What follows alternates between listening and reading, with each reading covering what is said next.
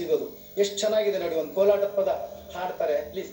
ನೀರಿಗೋಗೋ ಹೆಣ್ಣೆ ನಿಲ್ಲೆನ ಬರುತ್ತೀನಿ, ನಿನ್ನಾಣೆ ನಿನ್ನ ಕೊಡದ ಆಣೆ, ಕೈಯಿನ ಬಳೆಯಾಣೆ ನೀರಿನ ಹೊಳೆಯಾಣೆ, ನಿಲ್ಲೆ ಹೆಣ್ಣೆ ನಾ ಬರುತ್ತೀನಿ, ನಿಲ್ಲೆ ಹೆಣ್ಣೆ ನಾ ಬರುತ್ತೀನಿ.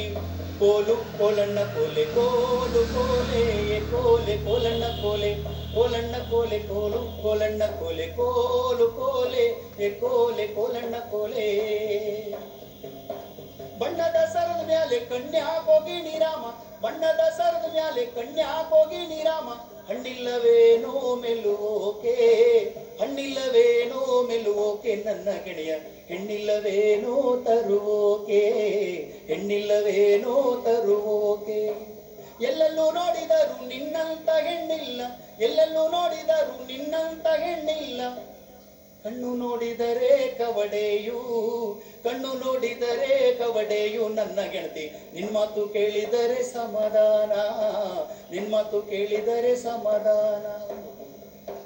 ಆಚೆಯ ಕೇರ್ಯಾಗಲ್ಲೊಬ್ಬಾಳು ಸಂಗಾತಿ, ಮಾತಾಡನಂದರೆ ಮನೆ ದೂರ, ಮಾತಾಡನಂದರೆ ಮನೆ ದೂರ ನನ್ನ ಗೆಳತಿ.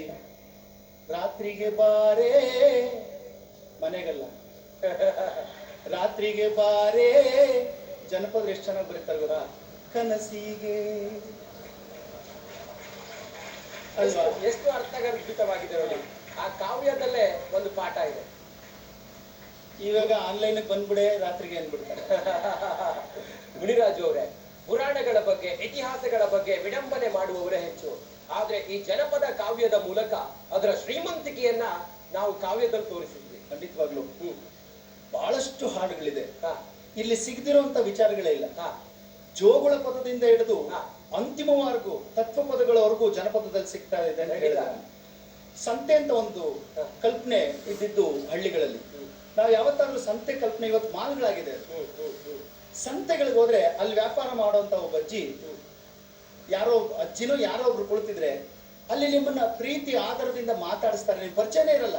ಏನ್ರವ ಚಂದಾಕಿದ್ದೀರಾ, ಊಟ ಆಯ್ತಾ, ಮನೇಲೆಲ್ಲ ಚಂದಾಕವ್ರ, ಮಕ್ಳು ಮರಿ ಎಲ್ಲ ಚಂದಾಕವ್ರ, ಏನ್ ಮಾಡ್ಕೊಂಡಿದ್ದೀರಿ ಅಂತ ಕೇಳ್ತಾರೆ, ಮಾತಾಡ್ತಾರೆ. ಇವ್ರೇನಾದ್ರು ಒಂಚೂರು ಒಂದ್ 4 ಅಡಿ ಕಡಿಮೆ ಕೊಡವ ಅಂದ್ರೆ, ಅಯ್ಯೋ ನಾವು ಕೊಂಡ್ಕೊಂಡು ತಂದು ಮಾರ್ತೀವಿ ಕಣವ ಅಂತ ಹೇಳಿ, ಆಯ್ತು ತಗೊಂಡೋಗವ ಅಂತ ಕೊಟ್ಟು ಕಳಿಸ್ತಾರೆ. ಈ ವಿಚಾರಗಳು ಮಾಲ್ನಲ್ಲಿ ನಮಗ್ ಸಿಗತ್ತಾ? ನೀವಲ್ಲಿ ಬಾರ್ಗೇನ್ ಮಾಡ್ಲಿಕ್ಕೆ ಸಾಧ್ಯ ಆಗತ್ತಾ? ಸಂತೆಗಳಲ್ಲಿ ಇದು ಸಾಧ್ಯ. ಬದುಕನ್ನ ಬಹಳ ಚೆನ್ನಾಗಿ ಪ್ರೀತಿಸೋಕೆ ಸಂತೆಗಳು ಮೌಲ್ಯಗಳನ್ನ ಕಟ್ಕೊಡ್ತಾ ಇತ್ತು. ಆ ಸಂತೆಗಳ ಮೌಲ್ಯಗಳನ್ನ ನಾವು ಉಳಿಸ್ಕೊಳ್ಳೋಕೆ ಸಾಧ್ಯ ಆಗುತ್ತಲ್ಲ, ಸಾಧ್ಯ ಆಗ್ತಿಲ್ವ ಅನ್ನೋದು ಒಂದು ವ್ಯಥೆ. ಆದ್ರೆ ಜನಪದ ಸಾಹಿತ್ಯದಲ್ಲಿ ಅದು ಸಿಗುತ್ತೆ.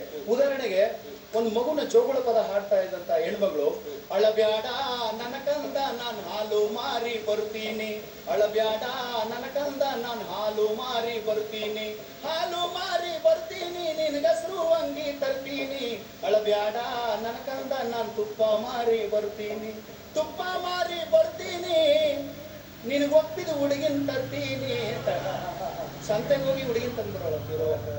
ಎಂತ ಕಲ್ಪನೆ ರೀ. ಆದ್ರೆ ಇವತ್ತು ಆ ಸಂತೆಗೆ ಹೋಗಿ ಕಲ್ಪನೆ ಅಂದ್ರೆ ಬೊಂಬೆ ತಂದು ಕೊಡ್ತೀನಿ ಅಂತ, ಹೆಣ್ಣು ಹುಡುಗಿನೇ ತಂದು ಕೊಡ್ತಿರ್ಲಿಲ್ಲ. ಆದ್ರೆ ಆ ಮೌಲ್ಯಗಳು ಹೆಂಗ್ ಬದಲಾವಣೆ ಆಗ್ಬಿಟ್ಟಿದೆ. ಇವತ್ತು ಏನ್ ಸಾಹಿತ್ಯ ಕಟ್ಟಕ್ಕಾಗುತ್ತೆ? ಸಂತೆನೇ ನೋಡಲ್ಲ ಅಂತಂದ್ರೆ ಸಾಹಿತ್ಯ ಬರೀರಿ ಅಂದ್ರೆ ಏನ್ ಬರಿಬಹುದು? ಅಳಬ್ಯಾಡ ನನಕಂದ ನಾನ್ ಮಾಲಿಗೆ ಹೋಗಿ ಬರ್ತೀನಿ, ಮಾಲಿಗೆ ಹೋಗಿ ಬರ್ತೀನಿ ನಿನ್ ಪ್ಯಾಕೆಟ್ ಹಾಲನ್ನು ಕುಡಿಸ್ತೀನಿ ಅಂತ ಹೇಳ್ಬೋದು. ಇನ್ನು ಮುಂದಕ್ಕೆ ಬರೀರಿ ಅಂದ್ರೆ, ಅಳಬ್ಯಾಡ ನನಕಂದ ನಾನ್ ಮಾಟಿಗೆ ಹೋಗಿ ಬರ್ತೀನಿ, ಮಾಟಿಗೆ ಹೋಗಿ ಬರ್ತೀನಿ ನಿನ್ ಕಿತ್ತೋಗಿರೋ ಪ್ಯಾಂಟನ್ನು ಕೊಡಿಸ್ತೀನಿ ಅಂತ ಹೇಳ. ಹಿಂಗ್ ಬರೀಬೋದು. ಅದಕ್ಕೆ ಆ ಮೌಲ್ಯಗಳಿತ್ತಲ್ಲ, ಜನಪದದ ಮೌಲ್ಯ ಬಹಳ ಅದ್ಭುತವಾದ ಮೌಲ್ಯ. ನೀವ್ ಹೇಳಿದ್ರಿ ಎಷ್ಟೊಂದು ಜನಪದದಲ್ಲಿ ಬಹಳ ಅದ್ಭುತವಾದ ಕಾವ್ಯಗಳಿದೆ. ಆ ಕಾವ್ಯಗಳನ್ನು ಕುರಿತೋದಗಿಯೂ ಕಾವ್ಯ ಪ್ರಯೋಗ ಪರಿಣತ ಮಿತಿಗಳು ಈ ನಾಡವರ್ಗಳಂತ ಹೇಳ್ತಾರೆ ನೃಪತುಂಗ. ಅಂದ್ರೆ ಈ ನಾಡಿನ ಜನಪದರು ಆ ಮೌಲ್ಯಗಳನ್ನ ಹೇಳುವಂತ ವಿಚಾರದಲ್ಲಿ ಯಾವತ್ತೂ ಹಿಂದು ಬಿದ್ದಿಲ್ಲ. ಎಲ್ಲ ಪ್ರಶ್ನೆ ಮಾಡಕ್ ಶುರು ಮಾಡ್ಬಿಡ್ತೀವಿ. ಇವತ್ತು ಬಹಳ ಚರ್ಚೆ ತುಂಬಾ ಚೆನ್ನಾಗಿ ನಡೀತಾ ಇತ್ತು. ನಮಗೆ ನಾವು ಓದಲ್ಲ, ತಿಳ್ಕೊಳ್ಳಲ್ಲ, ಆದ್ರೆ ನಮಗೊಂದು ಮೊಬೈಲ್ ಇದೆಯಲ್ಲ, ಕಾಮೆಂಟ್ ಮಾಡಕ್ ಮಾತ್ರ ತುಂಬಾ ಚೆನ್ನಾಗಿ ಬರುತ್ತೆ. ನಮ್ಗೆ ಹಿನ್ನೆಲೆ ಮುನ್ನೆಲೆ ಏನೋ ತಿಳ್ಕೊಳ್ಳಲ್ಲ, ಏನೋ ಒಂದು ಬರಿಬೇಕು, ಆಗ ತಕ್ಷಣಕ್ಕೆ ರಿಯಾಕ್ಟ್ ಮಾಡ್ತಾ ಇರ್ತಾರೆ. ಆದ್ರೆ ಹಿನ್ನೆಲೆ ತಿಳ್ಕೊಂಡ್ರೆ ಯಾರು ಮಾಡ್ಲಿಕ್ಕೆ ಹೋಗಲ್ಲ. ಅದರಿಂದ ತುಂಬಾ ಕಡೆ ಈ ತರ ನಡೆಯುತ್ತೆ. ಓ ಏನ್ ಪುರಾಣ ಹೇಳಕ್ ಶುರು ಮಾಡಿದವನು ಅಂತ ಹೇಳ್ತಾರೆ. ಆದ್ರೆ ಜನಪದದಲ್ಲಿ ಹಾಡುಗಳಿದೆಯಲ್ಲ ಸರ್, ಬಹಳ ಅದ್ಭುತವಾದ ಒಂದು ಹಾಡಿದೆ, ಕೇಳಿ ಪ್ಲೀಸ್.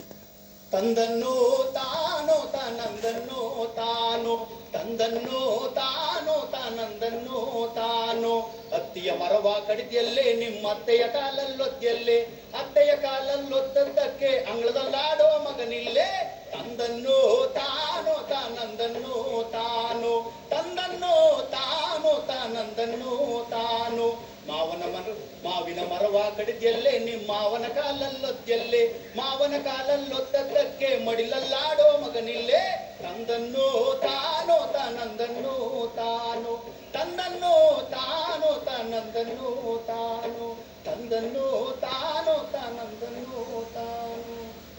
ನೋಡಿ ಅದರಲ್ಲಿ ಅರ್ಥ ಹೆಂಗಿತ್ತು ಅಂತ ಹೇಳಿದ್ರೆ, ಹತ್ತಿ ಮರವನ್ನ ನೀನು ಕಡ್ದೆ ಮತ್ತೆ ಹಾಲಲ್ಲಿ ಒದ್ದೆ ಆಡೋ ಮಗು ನಿನ್ಗಿಲ್ಲ ಅಂತ ಹೇಳಿ. ಇವಾಗ ಕಾಮೆಂಟ್ ಮಾಡೋರು ಏನ್ ಮಾಡ್ತಾರೆ, ಯೋ ಸೈನ್ಸ್ ಕಡೆಯ ನೀನೇ ಕೈ ಹೆಂಗ್ ಮಾಡ್ತೀಯ ಅಲ್ವಾ.